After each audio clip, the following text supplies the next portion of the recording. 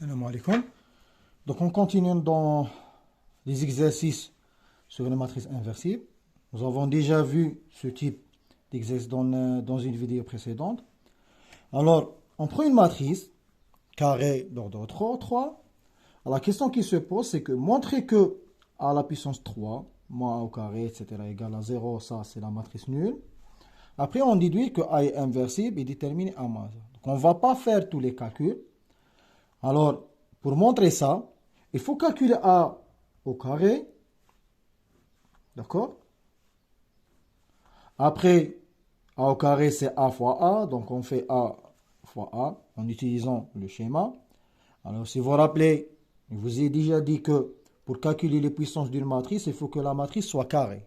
C'est le seul cas où on peut calculer les puissances d'une matrice. Après, pour calculer A à la puissance 3, c'est A au carré fois A, ou bien 1 fois A à la puissance 2. Donc, c'est la matrice trouvée là. Donc, vous faites les calculs. Après, c'est la matrice trouvée. On va le multiplier par A. Donc, vous faites les calculs.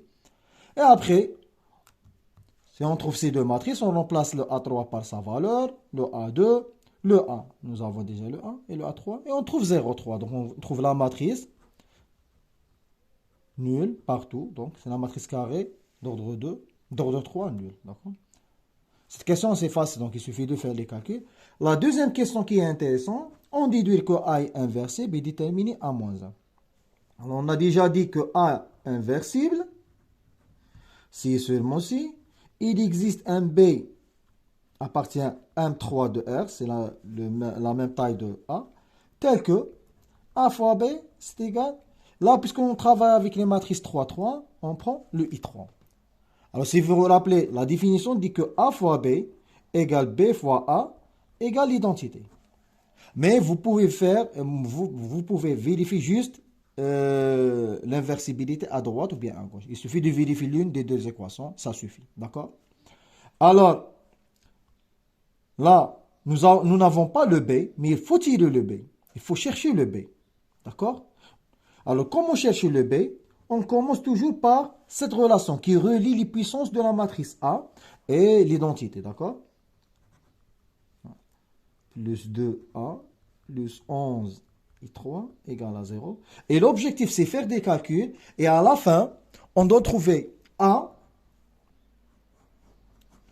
fois B égale l'identité. C'est ça notre objectif. De cette relation, on va essayer de faire des modifications pour tirer le A fois une matrice égale l'identité. Alors, si on trouve cette relation, alors cette matrice, c'est bien le B qui est à moins 1. D'accord? Donc, on doit tirer le A et l'identité. Alors, on commence par tirer l'identité. Alors, comment tirer l'identité? Alors, il suffit de mettre 11 identités et 11 et 3 à droite. Donc, on trouve A à la puissance 3 moins A2 plus 2A égale moins 11 et 3.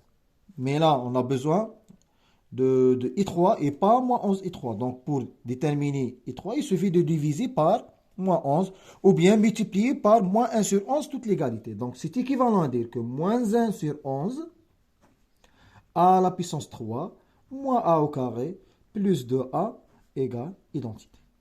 Donc, nous avons l'identité qui figure là. Donc, il nous reste à faire sortir le A. Alors, on doit sortir le A de cette quantité. Donc, cette quantité ne pose pas un problème. Donc, A fois. Donc, c'est moins 1 sur 11. D'accord? Il nous reste de A3, il nous reste A au carré. Puisque A au carré fois A, ça nous donne A à la puissance 3. Après, moins de A2, il nous reste A. Et faites attention, lorsqu'on tire le A de cette quantité, il ne nous reste pas le 2. Parce que 2, c'est une matrice 1, et A, c'est une matrice 3. On ne peut pas faire l'addition là. Alors, pour que l'addition soit bien vérifiée, il suffit d'ajouter la I3. Alors, je vous ai déjà dit que A, c'est égal à A fois I3. Donc, lorsqu'on tire le A, il nous reste le I3. Il nous reste l'élément net. D'accord? Il ne nous reste pas tout court le 2, mais il nous reste le 2 fois I3 pour que cette opération soit valide. Sinon, on ne peut pas faire l'addition. Égal à I3. Donc là, posons B c'est égal moins 1 sur 11 fois A au carré moins A plus 2i3. Alors, on peut calculer cette quantité. Vous devez calculer cette quantité pour trouver le B. Donc, il faut faire le calcul. Donc, finalement, qu'est-ce qu'on a? On dit qu'il existe. Donc, il existe une matrice B. Bon, cette matrice, c'est une matrice 3-3. Puisque toutes ces matrices sont des matrices 3-3. Donc, la somme, c'est une matrice 3-3. Telle que A fois B, c'est égal identité. Et c'est exactement, si vous voyez, la définition d'une matrice inversible. Ce qui implique que A inversible et A moins 1, son inverse, c'est tout simplement le B, c'est cette quantité. Donc, c'est moins 1 sur 11, A au carré, moins 1, plus 2. Vous devez calculer cette quantité. D'accord? Vous voyez, c'est comme ça qu'on détermine l'inverse de A. Si on a une relation entre les puissances, si on a une relation entre les puissances d'une matrice et l'identité, on peut déterminer l'inverse de A. Alors, pour déterminer l'inverse de A, on met l'identité à droite, on fait sortir l'identité. Après, on fait sortir le A de cette valeur. Et la matrice qui nous reste sera la matrice, l'inverse de la matrice A. D'accord?